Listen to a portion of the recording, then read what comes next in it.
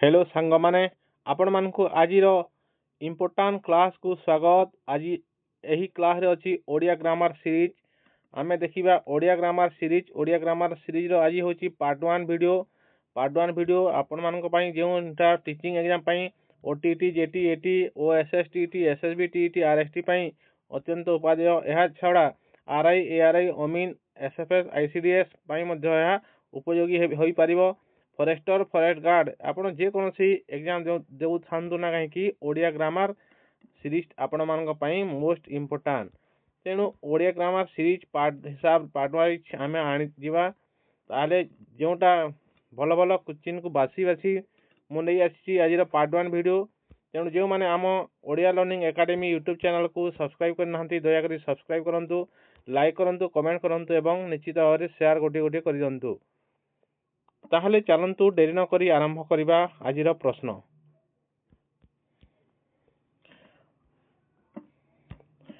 प्रथम प्रश्न होची ओडिया वर्णमाला रे मोट केतोटी स्वरवर्ण अछि? मोट स्वरवर्ण संख्या केते? ऑप्शन क रे 10 देछि, ऑप्शन ख रे देछि 11, ऑप्शन ग रे देछि 12, ऑप्शन घ रे देछि 14। ताहले यार सठिक उत्तर हे जिवो स्वरवर्ण संख्या हे जिवो 11 टी। ऑप्शन ख हे जिवो सठिक उत्तर। ताहले स्वरवर्ण संख्या जदि 11 टी हैला ताहले स्वर ध्वनि संख्या केते? स्वर ध्वनि संख्या केते आपण माने निश्चित भाव कमेंट करिवे। परवर्ती प्रश्न जिबा ओडिया भाषा रे मोट केतोटी वर्गीय व्यंजन वर्ण रहिछि? 20 टी, 25 टी, 30 टी ना 39 टी? ताहले यार सठिक उत्तर हे जिवो वर्गीय व्यंजन जेउटा रहिछि से ताहला ऑप्शन ख हे जिवो सठिक उत्तर। 25 टी रहिछि वर्गीय व्यंजन वर्ण। ताहले जेउटा को वर्गीकरण करा जाइछि क वर्ग, ख वर्ग,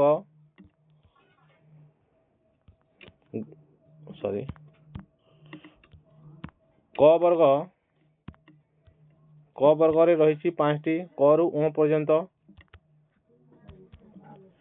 च वर्ग रे रहिछि च रु न्य पर्यंत 5 टी, एटा मध्ये 5 टी।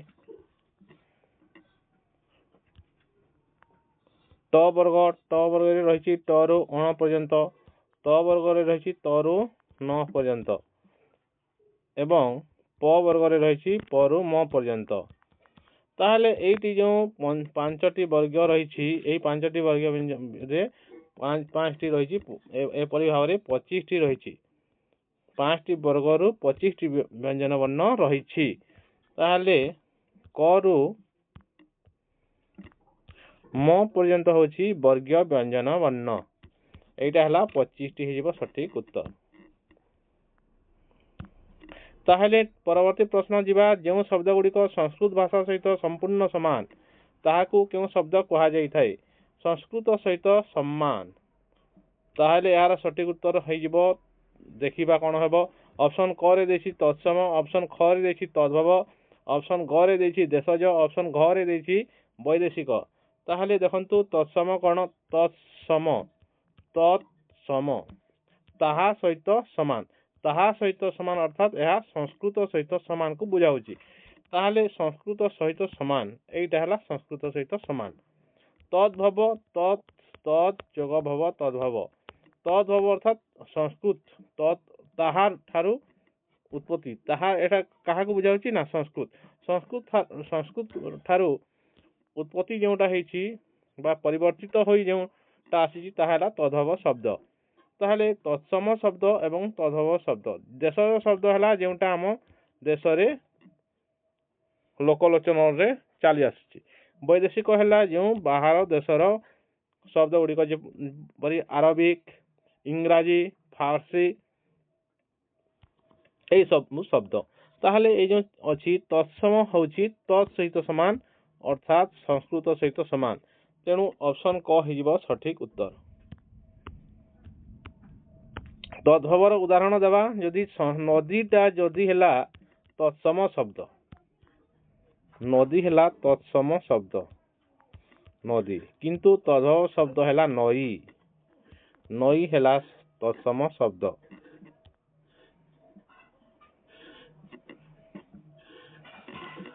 एहीपरि बहुत गुड़िए शब्द रही ताहले सेटा अलगा कौन सी पाठरे पढ़िबा। आज तो यही आम पढ़ुचे इम्पोर्टाट प्रश्न गुड़िक। ताहले चलतु यार सठिक उत्तर जानिले तत्सम एवं तद्भव मध्य तफात जानी पारिले चलतु आगू बढ़िबा। परवर्ती प्रश्न देखिबा नदी केउ प्रकार विशेष्य पद अटे? नामवाचक, वस्तुवाचक, जातिवाचक ना गुणवाचक?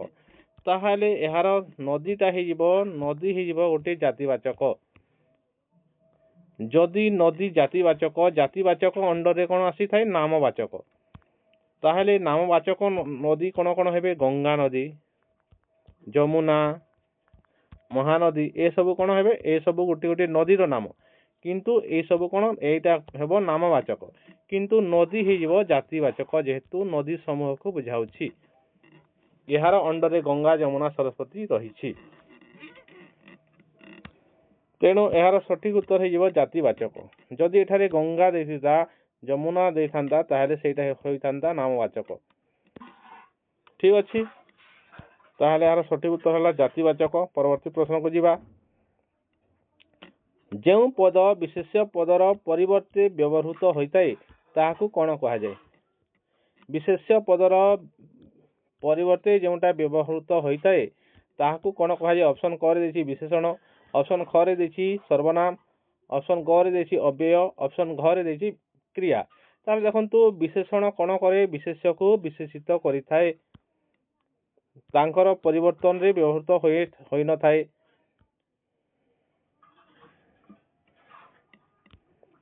राम विशेषण देखिबा सुंदर बही, सुंदर बही, सुंदर बही। ताहले देखंतु बही को विशेषित करछि सुंदर। ताहले एटा हला विशेषण। ताहले विशेष्यर परिवर्ते व्यवहृत होउछ कि नहे, तेणु यह हेबो नाही। सर्वनाम देखंतु सर्वनाम देखिबा राम जणे भल पिला, भल पिला, से भल पढ़े। ताहले देखंतु रामर परिवर्ते ए से सर्वनामटी व्यवहृत होइछि। तेणु देखंतु यह हला राम हला गोटे विशेष्य पद, तांगर परिवर्तन रे से बा सर्वनाम व्यवहृत होई पारुछि। तेणु यार सठिक उत्तर हिबो जो पद विशेष्य पदर परिवर्ते व्यवहृत होता है ताहाकू आमे कहिबा सर्वनाम। ऑप्शन ख हिबो सठिक उत्तर, सर्वनाम हिबो सठिक उत्तर। बुझी पारिले? एबे देखिबा ऑप्शन 6 नंबर प्रश्न देखिबा सुंदर फूल। एठारे सुंदर केउ प्रकार पद? विशेष्य, क्रिया, विशेषण ना सर्वनाम? एबे किसी समय पूर्व कही सुंदर बही रो उदाहरण देइथिली सुंदर बही। आउ सुंदर को कही मु गोटे विशेषण बोली। तेणु आपण माने निश्चित भाव जानी पारुथिबे। जो माने मध्ये जानि नथिले विशेषण होइबो सठिक उत्तर। ऑप्शन क होइबो सठिक उत्तर। सुंदर फूल रे सुंदर हेउची विशेषण पद एवं फूलटी होउची कोन? विशेष्य पद। एबे देखिबा सप्तम प्रश्न 7 नंबर प्रश्न देखिबा विद्या जो आलयर ठीक संधि कले कोन हेबो? विद्या आलय। ताहले आपण माने समस्ते जाइछंती विद्यालय को पढ़ी जाइछंती, तेणु निश्चित भाव यह जानी पारिबे विद्यालय हेबो सठिक उत्तर। ऑप्शन क हेबो सठिक उत्तर। विद्यालय, विद्या आलय एपरि किछि हेबो नाही। ऑप्शन क हेबो सठिक उत्तर। एपरि लांज थिबा ल हेबो नाही। ठीक अछि। ताहले ऑप्शन ख हेबो सठिक उत्तर। 8 नंबर प्रश्न देखिबा निजोग आकार एहार संधि कले कोन हेबो? निहाकार, निराकार, नियाकार, निशाकार। देखंतु ए सब किसी नियाकार निराकार एपरि किछि नाही, निराकार अछि। ऑप्शन ख हेबो सठिक उत्तर। नि जोग आकार निराकार हेबो सठिक उत्तर।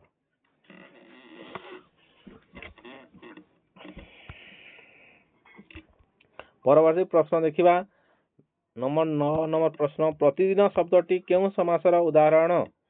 उदाहरण केउ समासर उदाहरण हैला प्रतिदिन। ताहले ऑप्शन क रे देछि तत्पुरुष, ऑप्शन ख देछि कर्मधारय, ऑप्शन ग देछि अव्ययी भाव समास, ऑप्शन घ देछि द्वंद्व समास। ताहले यार सठिक उत्तर हेबो प्रतिदिन प्रतिदिन रे लाइछि गोटे कोन अव्यय प्रति गोटे उपसर्ग लाइछि प्रति जोग दिन होइछि प्रतिदिन ताहले ए प्रतिटा गोटे कोन अव्यय बा उपसर्ग तेणु उपसर्ग लागिथिले प्रथम रु कोन होय ता अव्ययी भाव समास होई थाए तेणु ऑप्शन ग हिबो सठिक उत्तर अव्ययी भाव समास। द्वंद्व समास रे कोन रही थाए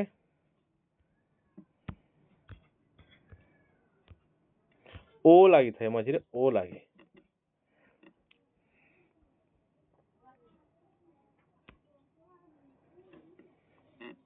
पिता और माता पिता माता तत्पुरुष समाज रे कोन विभक्ति थाए विभक्ति चिन्ह लोप पाई थाए ठीक अछि आप डिटेल पढ़िबा पुणी एपरी प्रश्न आसुची आपण माने निश्चित भारे जो मान को वीडियो भल लागुची निश्चित भारे लाइक करंतु कमेंट करंतु आपण मान को हमको जोश दियंतु एवं शेयर करंतु निश्चित भारे आपण मानकर शेयर करबा जरूरी आपण मानकर भरोसा रे हम चलुछु।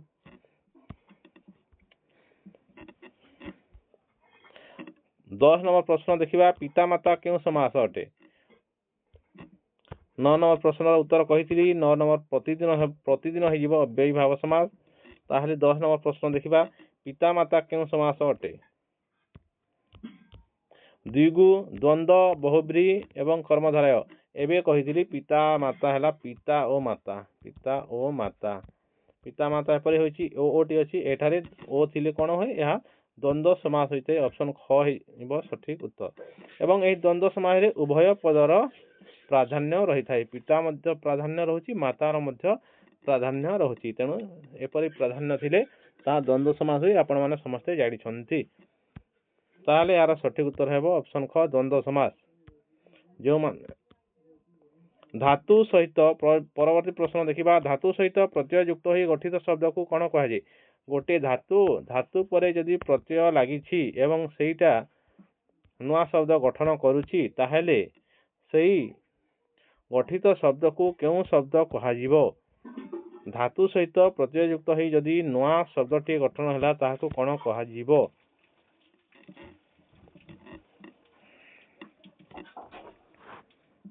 ताहाले धातु जदि लागिला एवं तापरे जदि प्रत्यय लागी नुआ शब्द गठन हला पढ़ जोग आ पढ़ा एटा पढ़ गोटे धातु लागी जदि हला ताहले ताकू कहा जाय थाए कृदंत शब्द ऑप्शन क हेइबो सठिक उत्तर तद्धित शब्द कोन परवर्ती प्रश्न आसुची आपण माने धैर्य धरंतु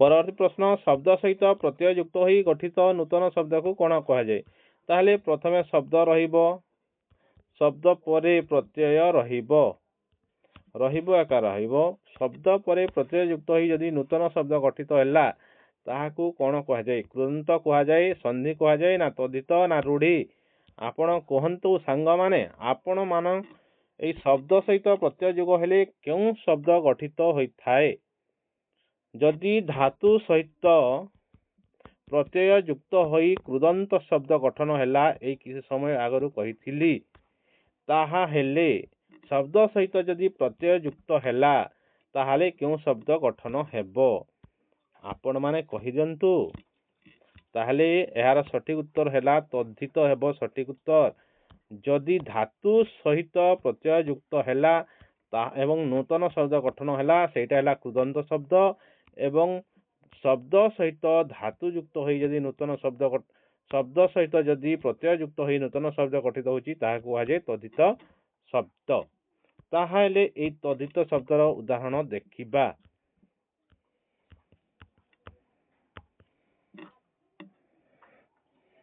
दशरथ जोग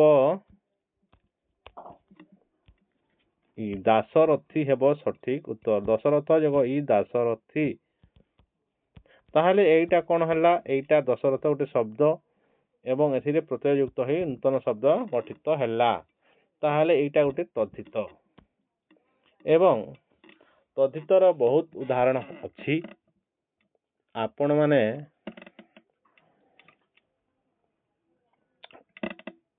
कमेंट करंतु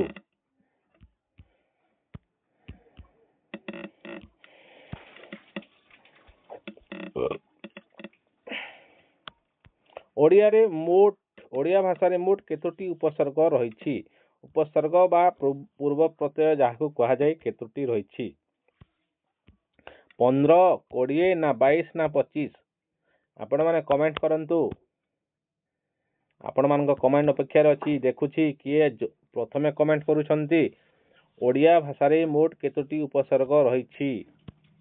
ତାହେଲେ ଏହାର ସଠିକ ଉତ୍ତର ହେଇଯିବ ଅପସନ୍ କ'ଣ? 20। ଅପସନ୍ ଖ ହେଇଯିବ ସଠିକ ଉତ୍ତର। ଯେଉଁମାନେ ଖ ଉତ୍ତର କମେଣ୍ଟ କରିଛନ୍ତି ଖ ହେଇଯିବ ସଠିକ ଉତ୍ତର। ପରବର୍ତ୍ତୀ ପ୍ରଶ୍ନ ଦେଖିବା। 14 ନମ୍ବର ପ୍ରଶ୍ନ। ଆକାଶ ଶବ୍ଦର ଉପଯୁକ୍ତ ବିପରୀତ ଅର୍ଥବୋଧକ ଶବ୍ଦ କେଉଁଟି? ଦେଖନ୍ତୁ ଏହାର ବିପରୀତ ଅପୋଜିଟ୍ ୱାର୍ଡ। ତାହେଲେ ଧରଣୀ କହିଲେ ପୃଥିବୀ, ମର୍ତ୍ତ୍ୟ କହିଲେ ପୃଥିବୀ, ଅବନୀ କହିଲେ ମଧ୍ୟ ପୃଥିବୀ। କିନ୍ତୁ ଆକାଶର ବିପରୀତ ଶବ୍ଦ ପଚାରିଛି ଆମକୁ। ଆକାଶର ବିପରୀତ କ'ଣ ହୁଏ? ପାତାଳ ହୁଏ। ତାହେଲେ ଆକାଶ ପାତାଳ ତଫାତ ଆମେ ଯେଉଁ କହୁ ଆକାଶ ପାତାଳ ତଫାତ, ଅର୍ଥାତ୍ ଆକାଶ ରହୁଛି ବହୁତ ଉପରେ ଏବଂ ପାତାଳ ରହୁଛି ବହୁତ ତଳେ, ମଝିରେ ଅଛି ମର୍ତ୍ତ୍ୟ। ହେଲା, ତାହେଲେ ଏଥିରେ ଯେଉଁ ତଫାତ ରହୁଛି ଆକାଶ ପାତାଳ ମଧ୍ୟରେ ତଫାତ ରହୁଛି, ଅର୍ଥାତ୍ ଆମେ ଅପୋଜିଟ୍ କହୁ। ତେଣୁ ଆକାଶର ଅପୋଜିଟ୍ ୱାର୍ଡ ବା ବିପରୀତ ଶବ୍ଦ ହେଲା ପାତାଳ। ଅପସନ୍ ଗ ହେଇଯିବ ସଠିକ ଉତ୍ତର। ପରବର୍ତ୍ତୀ ପ୍ରଶ୍ନ ଦେଖିବା। 15 ନମ୍ବର ପ୍ରଶ୍ନ। ନିମ୍ନଲିଖିତ ମଧ୍ୟରୁ କେଉଁଟି ପୃଥିବୀର ପ୍ରତିଶବ୍ଦ ନୁହେଁ ପଚାରିଛି? ବସୁନ୍ଧରା କହିଲେ ପୃଥିବୀ, ଧରିତ୍ରୀ ଏଇଟା ମଧ୍ୟ ପୃଥିବୀର ପ୍ରତିଶବ୍ଦ, ଅବନୀ ମଧ୍ୟ ପୃଥିବୀର ପ୍ରତିଶବ୍ଦ, କିନ୍ତୁ ଏଇ ଅମ୍ବରଟା ନୁହେଁ। ତେଣୁ ଅପସନ୍ ଗ ହେଇଯିବ ସଠିକ ଉତ୍ତର। ଅମ୍ବର ହେଇଯିବ ସଠିକ ଉତ୍ତର। ପୃଥିବୀର ପ୍ରତିଶବ୍ଦ ଅମ୍ବର ନୁହେଁ। ଅମ୍ବର କହିଲେ ଆକାଶକୁ ବୁଝାଇଥାଏ। ହେଲା, ବୁଝିପାରିଲେ? ତାହେଲେ ଚାଲନ୍ତୁ ପରବର୍ତ୍ତୀ ପ୍ରଶ୍ନ ଦେଖିବା। 16 ନମ୍ବର ପ୍ରଶ୍ନ। ଅକଲ ଗୁଡୁମର ରୂଢ଼ିର ପ୍ରକୃତ ଅର୍ଥ କ'ଣ? ବହୁତ କାନ୍ଦିବା, ବୁଦ୍ଧିବଣ ହେବା, ମୁଣ୍ଡ ବିନ୍ଧିବା ନା ଅତି ଚତୁର ହେବା? ତାହେଲେ ମୋର ଅକଲ ଗୁଡୁମ ହୋଇଗଲା। ତାହେଲେ ଏହାର ଉତ୍ତର ଆମେ ତାହା କହୁ ସେଇ ଯେଉଁ ରୂଢ଼ିର ପ୍ରକୃତ ଅର୍ଥ କ'ଣ? ନା ମୋର ବୁଦ୍ଧି ବଣା ହୋଇଗଲା। ତେଣୁ ଅପସନ୍ ଖ ହେଇଯିବ ସଠିକ ଉତ୍ତର। ଯେଉଁମାନେ ଅପସନ୍ ଖ କମେଣ୍ଟ କରିଛନ୍ତି ନିଶ୍ଚିତ ଭାବରେ ସଠିକ ଉତ୍ତର। ସାଙ୍ଗମାନେ ପରବର୍ତ୍ତୀ ପ୍ରଶ୍ନ ଦେଖିବା। ଭିଡ଼ିଓ କେମିତି ଲାଗୁଛି କମେଣ୍ଟ କରନ୍ତୁ। ଅନ୍ଧର ଲଉଡ଼ି। ଘ ନମ୍ବର ଦଉଛି ଦୃଷ୍ଟିହୀନ ବ୍ୟକ୍ତିର ବାଡ଼ି, ଅସହାୟର ସହାୟ, ବାଟବଣା ହେବା, ଅନ୍ଧ ଲୋକର ଲଉଡ଼ି। ଅନ୍ଧ ଲୋକର ଲଉଡ଼ି ଅପସନ୍ ଘରେ ଅଛି ଅନ୍ଧ ଲୋକର ଲଉଡ଼ି। ତାହେଲେ ଏହାର ସଠିକ ଉତ୍ତର କ'ଣ ହେଇଯିବ? ଅନ୍ଧର ଲଉଡ଼ି କହିଲେ ଅନ୍ଧ ଲୋକର ଲଉଡ଼ି ହେବ କି? କମେଣ୍ଟ କରନ୍ତୁ। ତାହେଲେ ଏହା ହେବ ନାହିଁ। ଅନ୍ଧର ଲଉଡ଼ି କହିଲେ ଅନ୍ଧ ଲୋକର ଲଉଡ଼ି ହେବ ନାହିଁ। ତାହେଲେ କ'ଣ ହେଇଯିବ? ନା ଅସହାୟର ସହାୟ। ଅନ୍ଧ ଲୋକ ସେ ଦେଖିପାରେ ନାହିଁ, ତେଣୁ ସେ କ'ଣ? ସେ ବାଡ଼ିର ସାହାଯ୍ୟ ନେଇଥାଏ। ତେଣୁ ଏହାକୁ ଆମେ ଅନ୍ଧର ଲଉଡ଼ି କହୁ। ତାହେଲେ ଅସହାୟର ସହାୟକୁ ବୁଝାଏ ଅନ୍ଧର ଲଉଡ଼ି କହିଲେ। ଏହା ହେଲା ରୂଢ଼ି। 18 ନମ୍ବର ପ୍ରଶ୍ନ ଦେଖିବା। ମାତ୍ର ଗୋଟିଏ ସମାପିକା କ୍ରିୟା ଥିବା ବାକ୍ୟକୁ କ'ଣ କୁହାଯାଏ? ବା କେଉଁ ବାକ୍ୟ କୁହାଯାଏ? ଗୋଟିଏ ସମାପିକା କ୍ରିୟା ଥାଏ। ଯୌଗିକ ବାକ୍ୟ ଅପସନ୍ ଖ ରେ ଦେଇଛି, ଜଟିଳ ବାକ୍ୟ ଅପସନ୍ ଗ ଦେଇଛି, ସରଳ ବାକ୍ୟ ଅପସନ୍ ଘ ଦେଇଛି, ମିଶ୍ର ବାକ୍ୟ। କମେଣ୍ଟ କରନ୍ତୁ ସାଙ୍ଗମାନେ, କ'ଣ ହେବ ଏହାର ସଠିକ ଉତ୍ତର? ଯେଉଁ ବାକ୍ୟରେ ଗୋଟିଏ ମାତ୍ର ସମାପିକା କ୍ରିୟା ଥାଏ ତାହାକୁ କେଉଁ ବାକ୍ୟ କୁହାଯାଏ? ମିଶ୍ର ବାକ୍ୟ ହେବ କି? ନା। ଯେଉଁ ବାକ୍ୟରେ ଗୋଟିଏ ମାତ୍ର ସମାପିକା କ୍ରିୟା ଥାଏ ତାହାକୁ ଆମେ କହୁ ସରଳ ବାକ୍ୟ। ଯୌଗିକ ବାକ୍ୟ କ'ଣ? ଆପଣ ଯେଉଁମାନେ ଜାଣିଛନ୍ତି ନିଶ୍ଚିତ ଭାବରେ କମେଣ୍ଟ କରନ୍ତୁ। ଏବଂ ଜଟିଳ ବାକ୍ୟ କ'ଣ? ଯେଉଁମାନେ ଜାଣିଛନ୍ତି କମେଣ୍ଟ କରନ୍ତୁ। କମେଣ୍ଟ କରିବାକୁ ପଛଘୁଞ୍ଚା ଦିଅନ୍ତୁ ନାହିଁ। ଆପଣମାନଙ୍କୁ ଜୋସ୍ ଲାଗିବ ପଢ଼ିବା ପାଇଁ ଯେଉଁମାନେ କମେଣ୍ଟ କରନ୍ତି, ଏବଂ ଆପଣଙ୍କ କମେଣ୍ଟ ଆପଣଙ୍କୁ ଜୋସ୍ ଦେବା ସହିତ ଆମକୁ ମଧ୍ୟ ଜୋସ୍ ଦେଇଥାଏ ଆପଣମାନଙ୍କର କମେଣ୍ଟ। ତେଣୁ ନିଶ୍ଚିତ ଭାବରେ କମେଣ୍ଟ କରନ୍ତୁ। ତାହେଲେ ଗୋଟିଏ ମାତ୍ର ସମାପିକା କ୍ରିୟା ଥିଲା ବାକ୍ୟକୁ ଆମେ କହୁ ସରଳ ବାକ୍ୟ। ଏବଂ ଜଟିଳ ଯୌଗିକ ବାକ୍ୟ କହୁ ଏକାଧିକ ସରଳ ବାକ୍ୟର ମିଶ୍ରଣ। ଏବେ ଯିବା ପରବର୍ତ୍ତୀ ପ୍ରଶ୍ନ। ଏକାଧିକ ସରଳ ବାକ୍ୟର ସମାହାରରେ ଗଠିତ ବାକ୍ୟକୁ କ'ଣ କୁହାଯାଏ? ଏଇ କିଛି ସମୟ ଆଗରୁ ମୁଁ ଆନ୍ସରକୁ ରିଭିଲ୍ କରିଦେଇଛି। ସରଳ ବାକ୍ୟ, ଯୌଗିକ ବାକ୍ୟ, ମିଶ୍ର ବାକ୍ୟ ନା ଜଟିଳ ବାକ୍ୟ। ଏଇ କିଛି ସମୟ ଆଗରୁ ସେଇ ଉପର ପ୍ରଶ୍ନକୁ ବୁଝାଇଲା ବେଳେ ମୁଁ ଜଟିଳ ବାକ୍ୟ, ସରଳ ବାକ୍ୟ ଏଇସବୁ ବାକ୍ୟ ଯେଉଁ ଅପସନରେ ଅଛି ସେଇ ଅପସନ ଗୁଡ଼ିକୁ ବୁଝାଇଲା ବେଳେ ମୁଁ ଉତ୍ତରଟି କହିଦେଇଛି। ଆପଣମାନେ ଯଦି ଶୁଣିଛନ୍ତି ଭଲ ଭାବରେ, ନିଶ୍ଚିତ ଭାବରେ ସମସ୍ତେ ଯେତେ ବି ଦେଖୁଛନ୍ତି ସମସ୍ତେ ସଠିକ ଉତ୍ତର କମେଣ୍ଟ କରିବେ ବୋଲି ଆଶା କରୁଛି।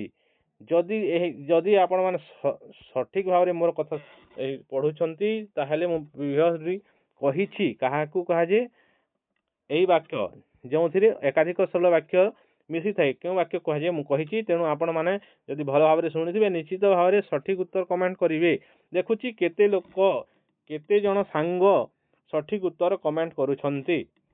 ଚାଲନ୍ତୁ ପରବର୍ତ୍ତୀ ପ୍ରଶ୍ନ। ଏହି ପ୍ରଶ୍ନଟିକୁ ହୋମୱାର୍କ ରଖିଦେଲି ଯେହେତୁ ମୁଁ ଆନ୍ସରଟିକୁ ରିଭିଲ୍ କରିଦେଇଛି। ପରବର୍ତ୍ତୀ ପ୍ରଶ୍ନ 20 ନମ୍ବର ପ୍ରଶ୍ନ ଦେଖିବା। ବାକ୍ୟରେ କ୍ରିୟାପଦ ସହିତ ଅନ୍ୟ ପଦ ଗୁଡ଼ିକର ସମ୍ପର୍କକୁ କ'ଣ କୁହାଯାଏ? ଯଦି ଗୋଟିଏ ବାକ୍ୟ ରହିଛି, ବାକ୍ୟରେ କ୍ରିୟାପଦ ରହିଛି, ତାହେଲେ ଅନ୍ୟ ପଦ ଗୁଡ଼ିକର ସମ୍ପର୍କକୁ କ'ଣ କୁହାଯାଏ? ରାମ ବହି ପଢୁଛି ଅଛି ଏଇଟା। ତ ରାମ ହେଲା କ'ଣ ନା କର୍ତ୍ତା, ବହିଟା କର୍ମ, ପଢୁଛିଟା କ୍ରିୟା। ଏଇ କ୍ରିୟା ସହିତ ଅନ୍ୟ ପଦ ଗୁଡ଼ିକର ଯେଉଁ ଅନ୍ୟ ପଦ ରହିଲା କ୍ରିୟାକୁ ଛାଡ଼ି, ସେହି ପଦ ସହିତ ଯଦି କ୍ରିୟାର ଯେଉଁ ପ୍ରକାର ସମ୍ପର୍କ ରହିଛି ତାହାକୁ କ'ଣ କୁହାଯାଏ? ଅପସନ କ ରେ ଦେଇଛି ବିଭକ୍ତି, ଅପସନ ଖ ରେ ଦେଇଛି କାରକ, ଅପସନ ଗ ଦେଇଛି ସମାସ, ଅପସନ ଘ ରେ ଦେଇଛି ଛନ୍ଦ। ତାହେଲେ ଏହାର ସଠିକ ଉତ୍ତର ଆପଣମାନେ କମେଣ୍ଟ କରନ୍ତୁ। ମୁଁ ଆପଣମାନଙ୍କୁ 30 ସେକେଣ୍ଡ ସମୟ ଦେଉଛି। 30 ସେକେଣ୍ଡ।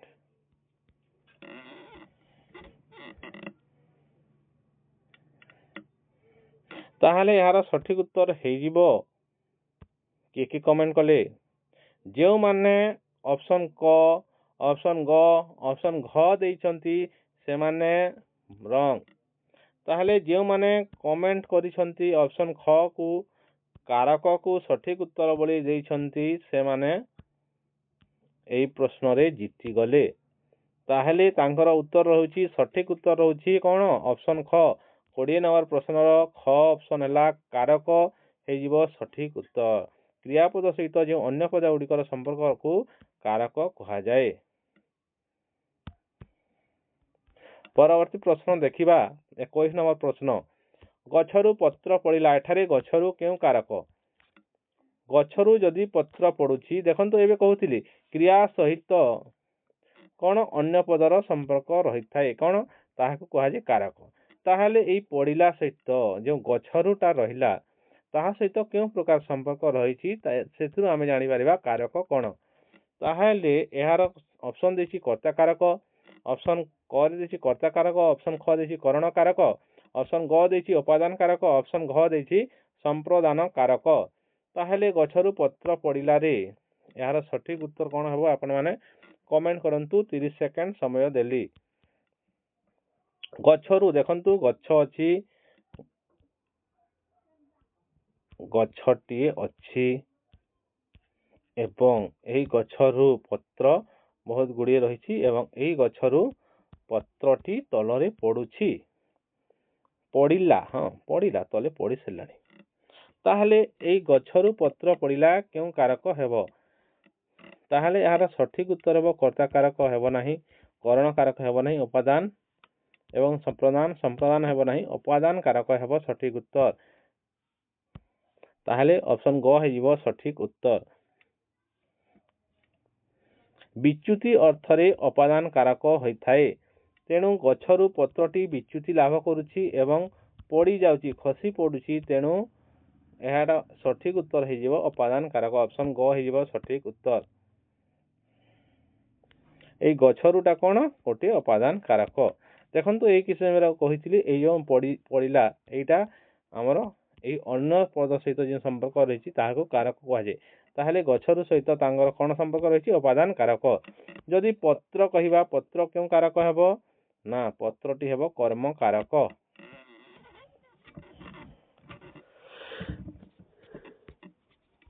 परवर्ती प्रश्न जीवा 22 नंबर प्रश्न कर्ता कारकरे साधारणतः क्यों विभक्ति होइथाय। कर्ता कारकरे साधारणतः क्यों विभक्ति होइथाय। प्रथमा विभक्ति, द्वितीय विभक्ति, तृतीय विभक्ति, चतुर्थी विभक्ति। ताहले देखंतु कर्ता कारकरे साधारणतः होइथाय प्रथमा विभक्ति। ऑप्शन क हेइबो सठिक उत्तर। देखंतु राम पढ़ुछि एटा पढ़ुछि अछि किंतु रामटा गोटे कोन कर्ता। राम पढ़ुछि राम एटा एठारे कोन राम गोटे कर्ता कारक एवं एठारे प्रथमा विभक्ति होइथाय। साधारणतः कर्ता कारकरे प्रथमा विभक्ति होइथाय। ताहले यार सठिक उत्तर हेजिबो ऑप्शन क हेजिबो सठिक उत्तर। परवर्ती प्रश्न जीवा 23 नंबर प्रश्न कर्म कारकरे केउ विभक्ति होइथाय। कर्म कारकरे होइथाय प्रथमा विभक्ति, द्वितीय ना पंचमी ना चतुर्थी। ऑप्शन घरे अछि चतुर्थी।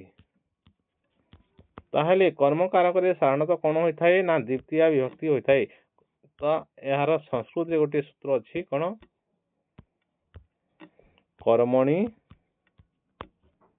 कर्मणि द्वितीय अर्थात कर्म कारकरे द्वितीय विभक्ति होइथाय। परवर्ती प्रश्न यार सठिक उत्तर हम द्वितीय ऑप्शन ख हेजिबो सठिक उत्तर। ताहले कर्म कारकरे द्वितीय विभक्ति होइथाय आपण माने जानिले ऑप्शन ख हेबो सठिक उत्तर।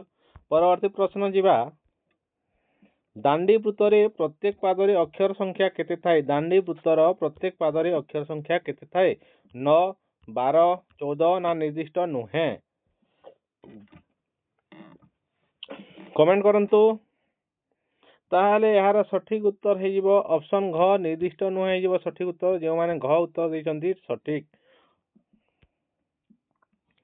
ऑप्शन घ हेजिबो सठिक उत्तर। परवर्ती प्रश्न देखिबा दांडी वृत्त जेउटा हमर पुराण लिखा जायछि सेथिरे कोन तांकर अक्षर संख्या निर्दिष्ट नुहे जेपरि रामायण महाभारत लिखा जायछि एटा कोन दांडी वृत्त रे लिखा जायछि हला। चलंतु देबे देखिबा भागवत बाणी बा गुज्जरी वृत्त रे केतोटी अक्षर थाए 8, 9 ना 11 ना 16। ताहले आपण माने कमेंट करंतु यार केतोटी अक्षर थाए भागवत बाणी बा गुज्जरी वृत्त रे।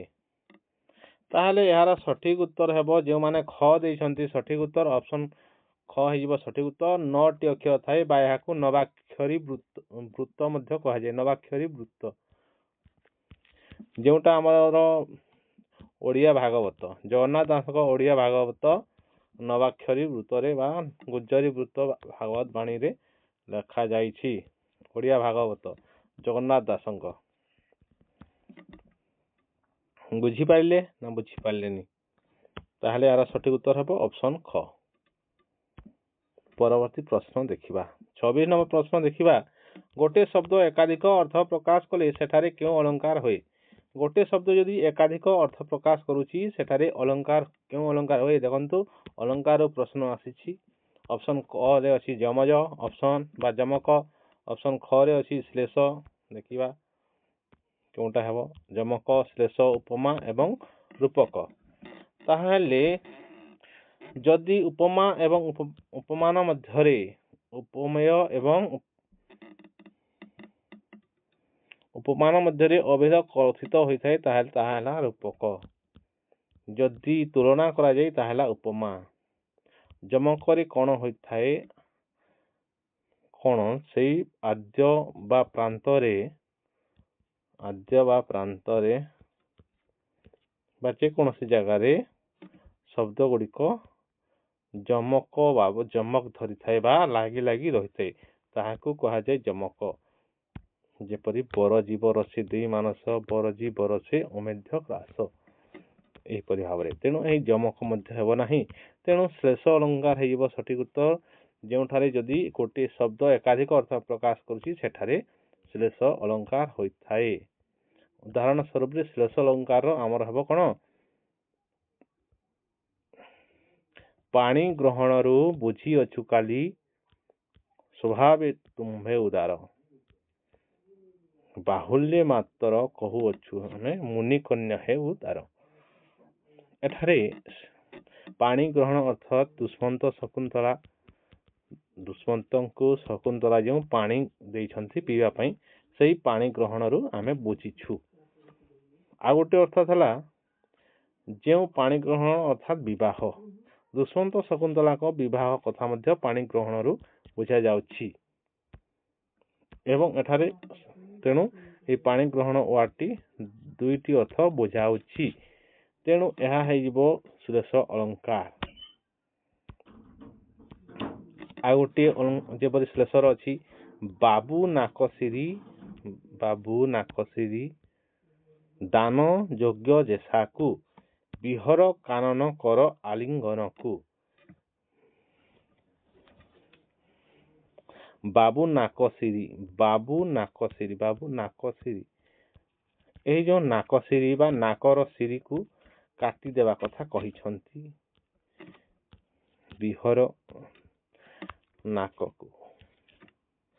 ବିହର କାନନ କର ଆଲିଙ୍ଗନକୁ। ଏଠାରେ କର ମଧ୍ୟ କୁହାଯାଉଛି କିନ୍ତୁ ନକର ମଧ୍ୟ କୁହାଯାଇଛି। ବିହର ଅର୍ଥାତ୍ ବିହାର କର, ବିହର ଅର୍ଥ ହରଣ କରିନିଅ, ଏହିପରି ଦୁଇଟି ଅର୍ଥ ବୁଝାଉଛି। ତେଣୁ ଏହା ହେଇଯିବ ଶ୍ଲେଷ ଅଳଙ୍କାର। ବିହର ଗୋଟେ ଅର୍ଥାତ୍ କଣ ବୁଝାଉଛି ନା ବିହାର କର, ସେଇ ଶୂର୍ପଣଖା ସହିତ ତୁମେ କାନନରେ ବିହାର କର। କିନ୍ତୁ ବିହର ଅର୍ଥ ଆଉ ଗୋଟେ ଅର୍ଥ କଣ ହରଣ କରକୁ ମଧ୍ୟ ବୁଝାଉଛି। ତେଣୁ ଏଟା ଏକାଧିକ ଅର୍ଥ ପ୍ରକାଶ କରୁଛି ଗୋଟିଏ ଶବ୍ଦ। ତେଣୁ ଏଇଟା ହେଇଯିବ ଶ୍ଲେଷ ଅଳଙ୍କାର। ଅପସନ କ ବୁଝିପାରିଲେ ନା ବୁଝିପାରିଲେ ନାହିଁ ସାଙ୍ଗମାନେ କହନ୍ତୁ। ତାହେଲେ ନିଶ୍ଚିତ ଭାବରେ ମୁଁ ଡିଟେଲ୍ସ ଭାବରେ ଆପଣମାନଙ୍କୁ ବୁଝାଉଛି। ଅପସନକୁ ଯଦି ବୁଝିପାରିଲେ ତାହେଲେ ଭଲ ଲାଗୁଛି ବୋଲି କମେଣ୍ଟ ନିଶ୍ଚିତ ଭାବରେ କରନ୍ତୁ। ଅପସନ ଖ ହେଇଯିବ ସଠିକ ଉତ୍ତର।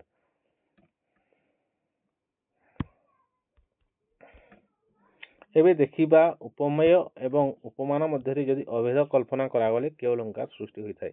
ଏଇ କିଛି ସମୟ ଆଗରୁ ମୁଁ କହିଥିଲି ଆପଣମାନଙ୍କୁ ନା ଉପମାନ ଏବଂ ଉପମେୟ ମଧ୍ୟରେ ଯଦି ଅଭେଦ କଳ୍ପନା କରାଗଲା ତାହେଲେ କେଉଁ ଅଳଙ୍କାର ସୃଷ୍ଟି ହୋଇଥାଏ। ମୁଁ କହିଥିଲି ଏହାର ଉତ୍ତର ଆଉ ଥରେ କହିବାର ଜରୁରୀ ନାହିଁ। ଆପଣମାନେ ଯଦି ଶୁଣିଛନ୍ତି ତାହେଲେ କମେଣ୍ଟ କରନ୍ତୁ।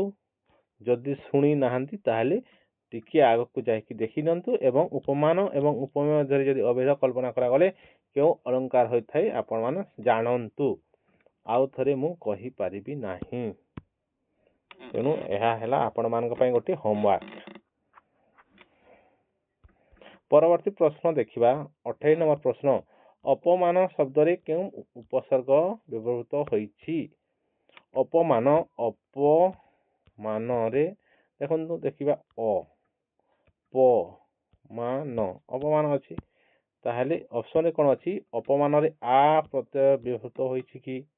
ଆ ଉପସର୍ଗ ନା। ଅପଲ ହେଇଛି କି? ହଁ ଅପ ତ ଅଛି, ଅପ ଯୋଗ ମାନ ହେଇପାରିବ। ଅନୁ ତ ନାହିଁ, ଏଠାରେ କୌଣସି ଅବ ମଧ୍ୟ ନାହିଁ। ତେଣୁ ଅପମାନ ହେବ ସଠିକ। ଅପମାନରେ ଉପସର୍ଗ ହେବ ଅପ ଉପସର୍ଗ ହେବ ସଠିକ ଉତ୍ତର। ଅପସନ ଖ ହେଇଯିବ ସଠିକ ଉତ୍ତର। ପରବର୍ତ୍ତୀ ପ୍ରଶ୍ନ 29 ନମ୍ବର ପ୍ରଶ୍ନ ଦେଖିବା। ଦୟା ଗୋଟିଏ କେଉଁ ପ୍ରକାର ବିଶେଷ୍ୟ ପଦ ଅଟେ? ବସ୍ତୁବାଚକ, ଗୁଣବାଚକ ନା ସମଷ୍ଟିବାଚକ ନା ନାମବାଚକ? ତାହେଲେ ଏହା ଦୟା ଗୋଟେ କଣ ଗୁଣ। ସେ ଦୟାଲୁ ଏହା ଗୋଟେ ଗୁଣ। ତେଣୁ ଦୟା ଗୋଟେ ବିଶେଷ୍ୟ ଯେହେତୁ ହଉଛି ଗୁଣବାଚକ ବିଶେଷ୍ୟ। ଅପସନ ଖ ହେବ ସଠିକ ଉତ୍ତର। ପରବର୍ତ୍ତୀ ପ୍ରଶ୍ନ ଦେଖିବା। ଆମ୍ଭେମାନେ କେଉଁ ପୁରୁଷ ଓ ବଚନର ଉଦାହରଣ?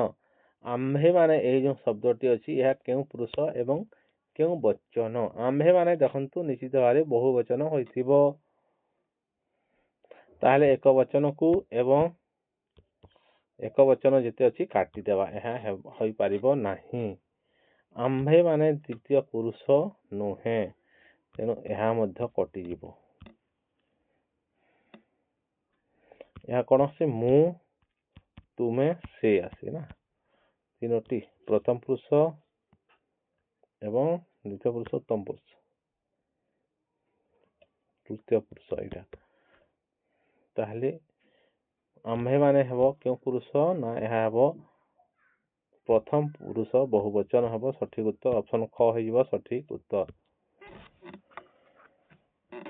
ପରବର୍ତ୍ତୀ ପ୍ରଶ୍ନ ଯିବା 31 ନମ୍ବର ପ୍ରଶ୍ନ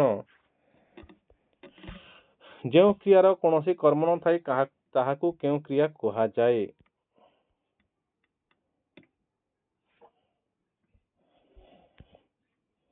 ଯାହାର କୌଣସି ସନ୍ତାନ ନଥାନ୍ତି ତାହାଙ୍କୁ କୁହାଯାଏ ନିଃସନ୍ତାନ।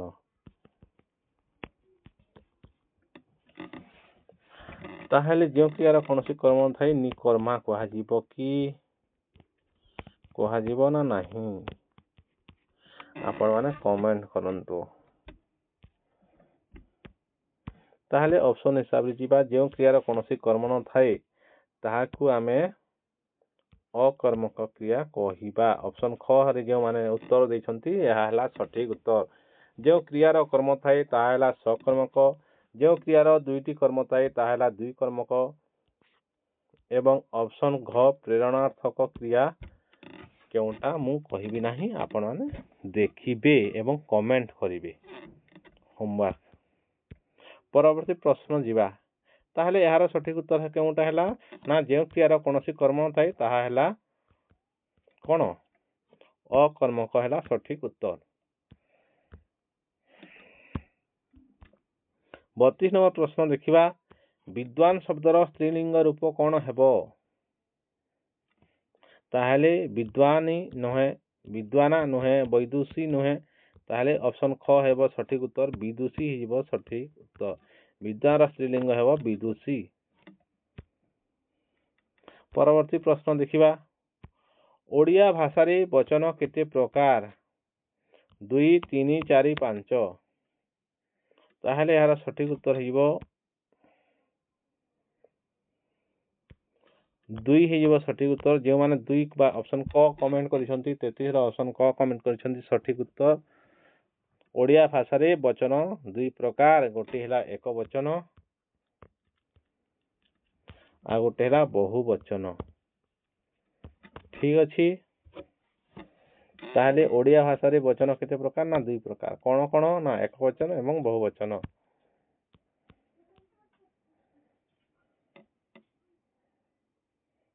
ଏବେ ଦେଖିବା 34 ନମ୍ବର ପ୍ରଶ୍ନ ବିନା କେଉଁ ପ୍ରକାରର ଅବ୍ୟୟ ପଦ? ବିନା ବିଯୋଜକ ସଂଯୋଜକ ପଦାନ୍ୱୟୀ ନା ଭାବବାଚକ? ତାହେଲେ ଏହାର ସଠିକ ଉତ୍ତର ବିନା ହେବ ପଦାନ୍ୱୟୀ ହେବ ସଠିକ ଉତ୍ତର ଅପସନ ଗ ହେବ ସଠିକ ଉତ୍ତର। ପରବର୍ତ୍ତୀ ପ୍ରଶ୍ନ ଦେଖିବା 35 ନମ୍ବର ପ୍ରଶ୍ନ ପ୍ରଶ୍ନ ସୂଚାଉଥିବା ବାକ୍ୟର ଶେଷରେ କେଉଁ ବିରାମ ଚିହ୍ନ ବ୍ୟବହାର କରାଯାଇଥାଏ? ପୂର୍ଣ୍ଣଚ୍ଛେଦ ପ୍ରଶ୍ନବାଚକ ଚିହ୍ନ ବିସ୍ମୟସୂଚକ ଚିହ୍ନ ନା କମା? ଦେଖନ୍ତୁ ପ୍ରଶ୍ନ ସୂଚାଉଥିବା ବାକ୍ୟର ଶେଷରେ ଯେଉଁ ବିରାମ ଚିହ୍ନ ବ୍ୟବହାର କରାଯାଇଥାଏ ତାହା ପ୍ରଶ୍ନବାଚକ ହେବ ସଠିକ ଉତ୍ତର ଅପସନ ଖ ହେଇଯିବ ସଠିକ ଉତ୍ତର। ପରବର୍ତ୍ତୀ ପ୍ରଶ୍ନ ଦେଖିବା ଏହାର ସଠିକ ଉତ୍ତର 35 ର କ'ଣ ହେଲା ନା ବିରାମ ଚିହ୍ନ ବ୍ୟବହାର କରାଯାଏ ତାହେଲେ ଏହାର ସଠିକ ଉତ୍ତର ହେଲା ଅପସନ କ ହେବ ସଠିକ ଉତ୍ତର ପୂର୍ଣ୍ଣଚ୍ଛେଦ। ପରବର୍ତ୍ତୀ ପ୍ରଶ୍ନ ଦେଖିବା ନିମ୍ନଲିଖିତ ମଧ୍ୟରୁ କେଉଁଟି ଗୋଟିଏ ସମ୍ପୂର୍ଣ୍ଣ ଶୁଦ୍ଧ ବନାନ ଅଟେ? ସମ୍ପୂର୍ଣ୍ଣ ଶୁଦ୍ଧ ବନାନ ତାହେଲେ ଆଶୀର୍ବାଦ ନୁହେଁ ଆଶୀର୍ବାଦ ଆଶୀର୍ବାଦ ଆଶୀର୍ବାଦ ଏଇଟା ମଧ୍ୟ ନୁହେଁ।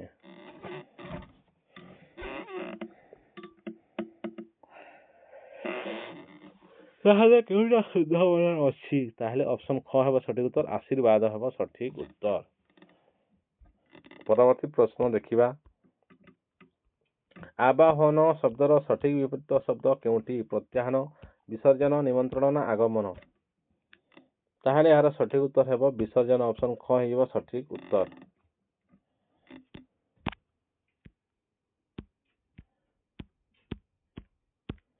ପରବର୍ତ୍ତୀ ପ୍ରଶ୍ନ ତାହେଲେ ଆବାହନର ସଠିକ ବିପରୀତ ଶବ୍ଦ ହେଲା ବିସର୍ଜନ ଅପସନ ଖ ହେଲା ସଠିକ ଉତ୍ତର।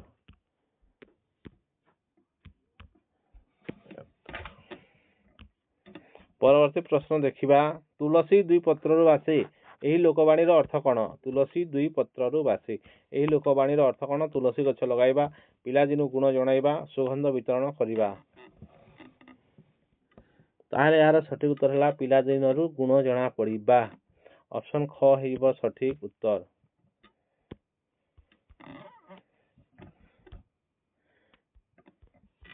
39 नंबर प्रश्न जो पदर लिंग वचन और कारक भेद कौन परिवर्तन हुए ताकू कौन कह जाए लिंग पद वचन कारक विषय जोटा परिवर्तन होए नाही ताकू कौन कह जाए ना विशेष्य सर्वनाम अव्यय ना क्रिया तार यार सठिक उत्तर है जोटा लिंग वचन कारक भेद कौन परिवर्तन हुए नाही ताकू कह जाए अव्यय ताहले ऑप्शन ग हेइबो सठिक उत्तर 40 नंबर प्रश्न देखिबा वाक्य रे क्रिया संपादन करथुवा पद को कौन कह जाए कर्म कर्ता करण संपादन ताहले यार सठिक उत्तर हेबो क्रिया संपादन जे करछि से हेबो कर्ता ऑप्शन ख हेबो सठिक उत्तर एई थिला ओडिया ग्रामर सीरीज रो आपण मानकर मन पसंद रो ओडिया ग्रामर सीरीज आज थिला पार्ट 1 एही ता हला OTT JT ET SB TT RST RI ARI अमीन एसएफएस आईसीडीएस पाई अत्यंत उपयोगी तेणु एही वीडियोटी को शेष पर्यंत देखंतु एथिरे 1 रु 40 टी प्रश्न रहिछि एहार पार्ट 2 आसीबो सेठारे 41 रु 80 टी प्रश्न अछि तेणु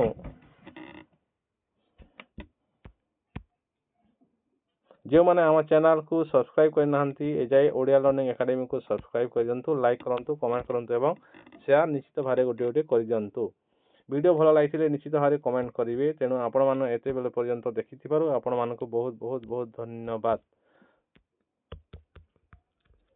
थैंक यू।